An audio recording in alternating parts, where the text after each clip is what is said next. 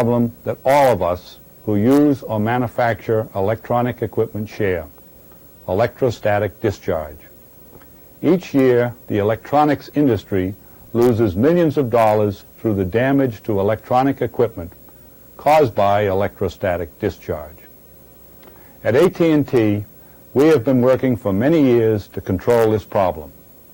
As part of our continuing commitment to quality improvement, we have trained our personnel in some simple precautions to safeguard our equipment during manufacture, distribution, and installation. The measurable improvement we've experienced has been evident throughout our product line. We'd like to share our experiences with you so that all of us in the industry can join together to solve this problem.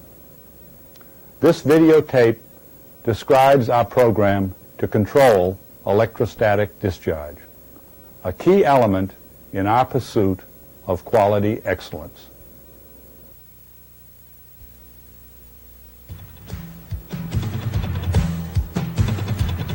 The pulse of technology.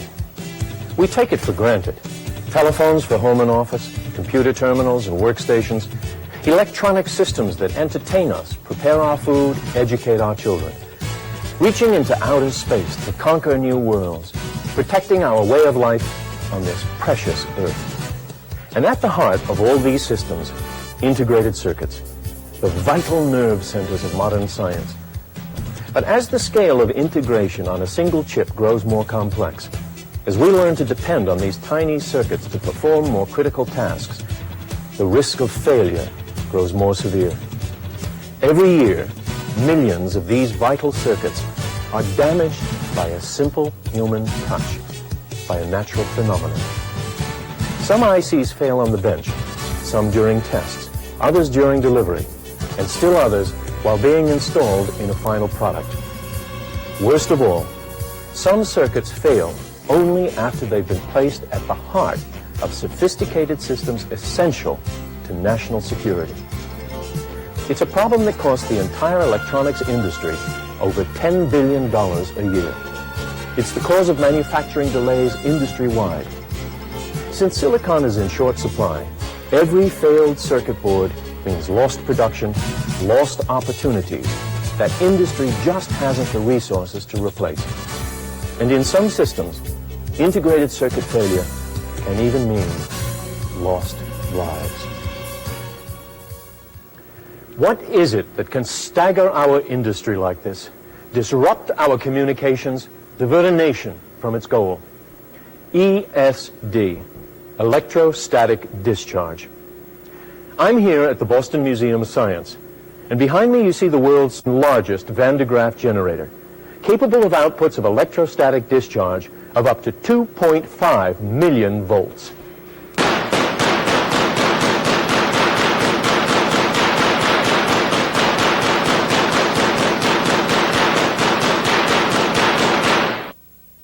As you'll see later, discharges as low as 50 or 100 volts are responsible every year for millions of failures in silicon integrated circuits, in metal oxide semiconductors and bipolar devices, as well as in film resistors, and in almost all small devices with low voltage and low power requirements. What is ESD?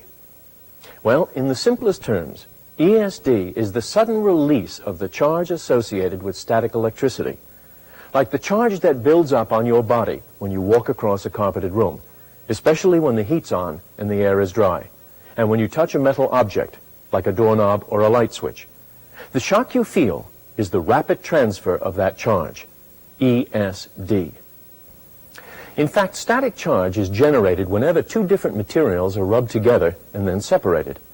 Electrons on the surface of one object are transferred to the surface of the other. The electrons build up or accumulate, causing a static potential to develop. ESD takes place when the accumulated charge is discharged to anything with a different electrostatic potential.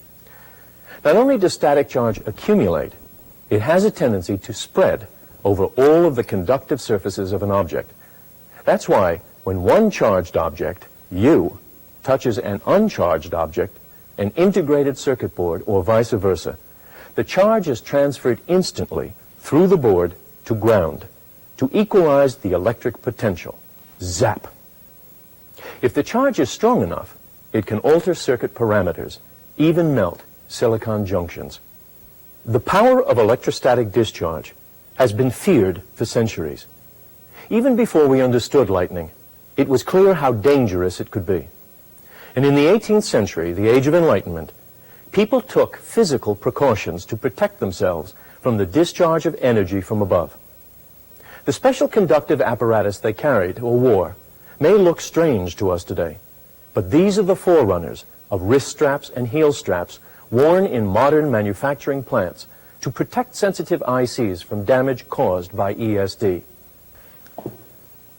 We all know the causes of static charging. As I said before, it occurs when two different materials are rubbed together and then separated. In fact, static charging occurs whenever there is motion. On the other hand, ESD is the transfer of that energy between objects of different static potential. If the relative humidity is low, say 10%, by the time she gets across that vinyl floor, she'll have accumulated a static potential of about 12,000 volts. He's playing with dynamite. Untreated styrofoam is a static charge generator. Even in high humidity, styrofoam can generate over 20,000 volts when handled. That's why every ESD protection program should start with the elimination of styrofoam from the workplace, even styrofoam coffee cups.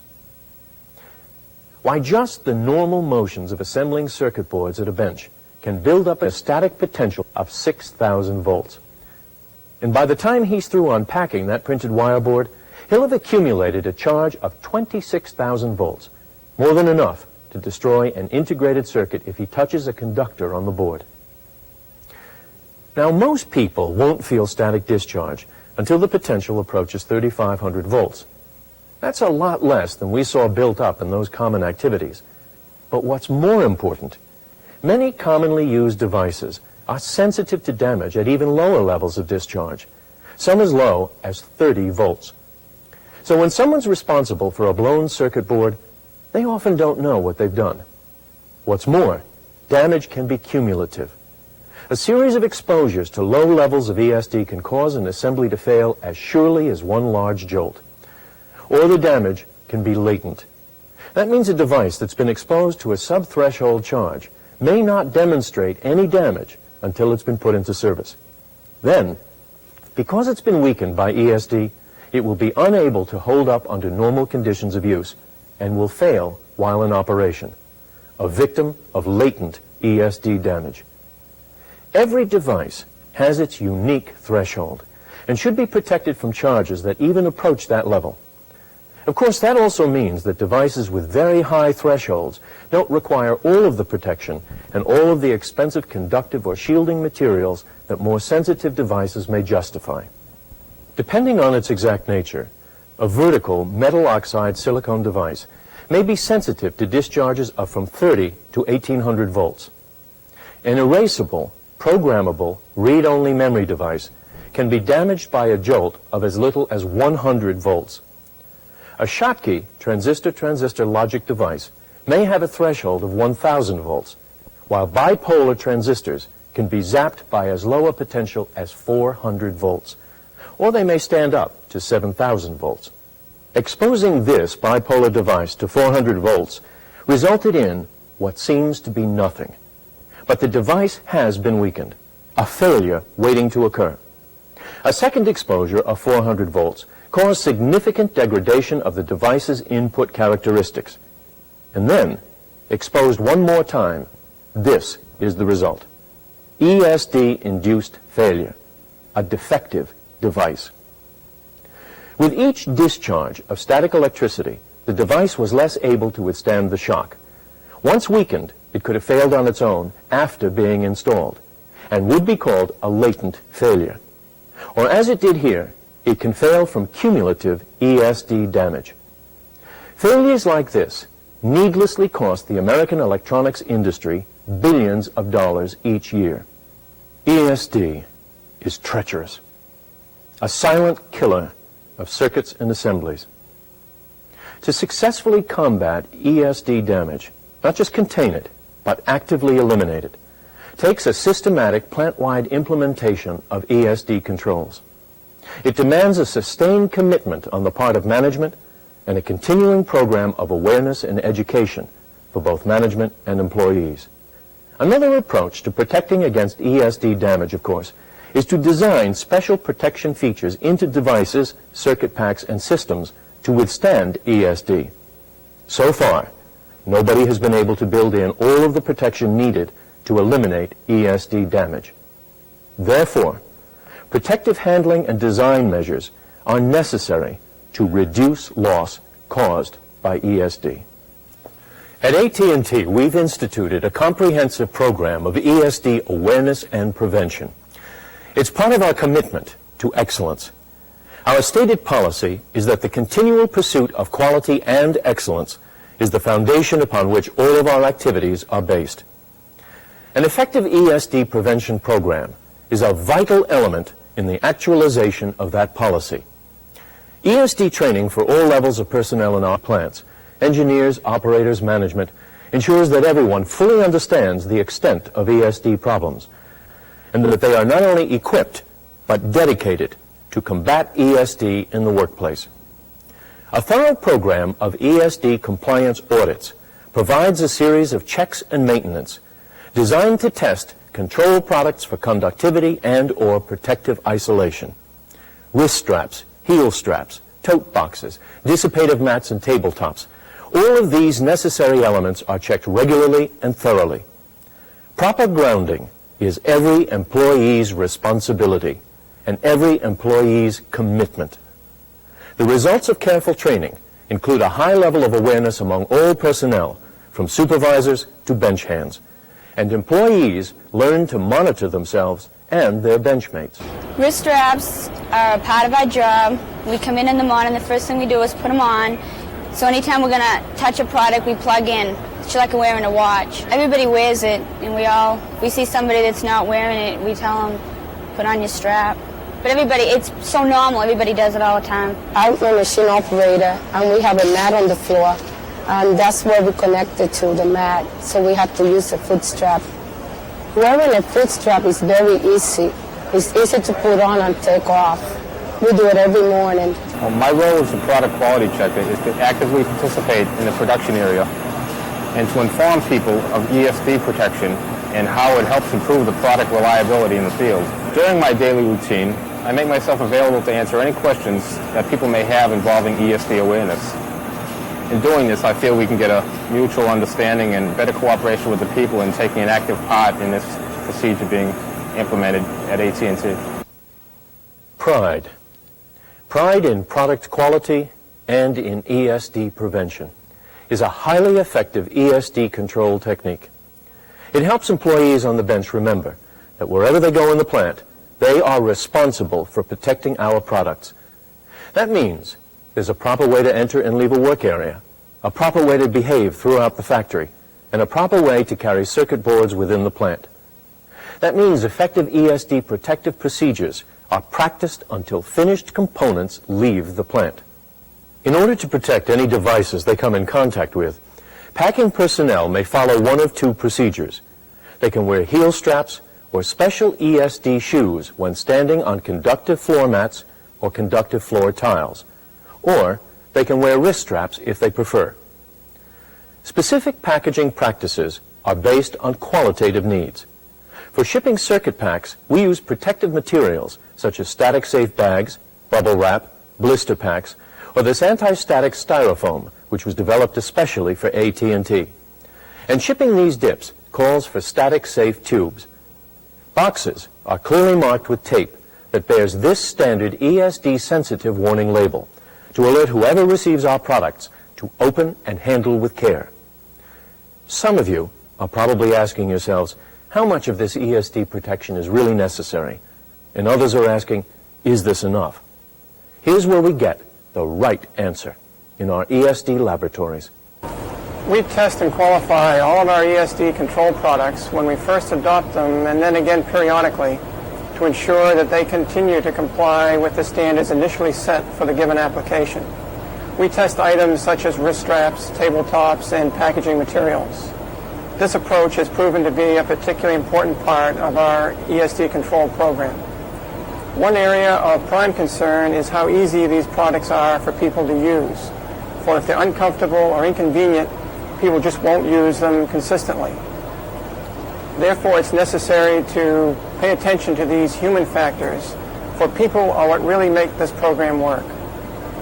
Now, the technical aspects of our program were developed through years of research by AT&T Bell Laboratories and AT&T Technologies. One approach that has proven to be particularly beneficial is the fact that we conducted carefully controlled experiments on the manufacturing floor under actual use conditions. This has resulted in a program that is not only sufficient but cost effective. One of the things we've learned is that it is necessary to overprotect. However, that can be overdone, resulting in unjustifiable costs that customers would ultimately have to bear. Therefore, our testing procedures have been designed to reveal those applications where the more expensive protection techniques are necessary. And conversely, when less expensive anti-static materials provide more than adequate protection, we use them and save our customers unjustifiable costs. AT&T Bell Laboratories is doing their part in this qualification program too, for they qualify their new designs for ESD hardness. And when it is deemed necessary or possible, they build in additional hardness. Is this approach working? We're convinced that it is. And the reason for that lies in the fact that we are well on our way to virtually eliminating our losses within the factories, and we've seen a marked improvement in the outgoing quality of our products. We started to see good results almost as soon as we got an ESD control program going. Productivity shot way up, so we didn't have to redo as many assemblies. That meant we were getting more work out, and the people who work on the bench were starting to feel better about the job they were doing. So that helped productivity too. About that time, we were able to document a real improvement in product quality throughout our lines. Our in-house programs consist of process testing, functional and system testing, and reliability testing. Once we implemented ESD control practices, we saw a 3-to-1 improvement in product quality. Our efforts to fight ESD damage were worthwhile. Now, adherence to ESD control techniques is a way of life here. Just one example of AT&T's commitment to constantly seek ways to improve product quality and reliability. We as installers of AT&T products have to be responsible for circuit packs too. Watching out for electrostatic discharge is everyone's job. On premise, we keep a clean job site. That means no plastic wrappers, styrofoam, or any other materials that cause static electricity. And we don't take a pack out of its protective package until it's ready to go into the bay. When removing circuit packs, we put them into a static-safe package right away. This helps prevent a chance of accidental damage through contact.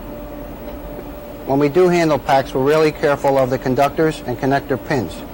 We hold the packs by the faceplate or the top or bottom edge. And we wear a wrist strap, one that has been properly tested.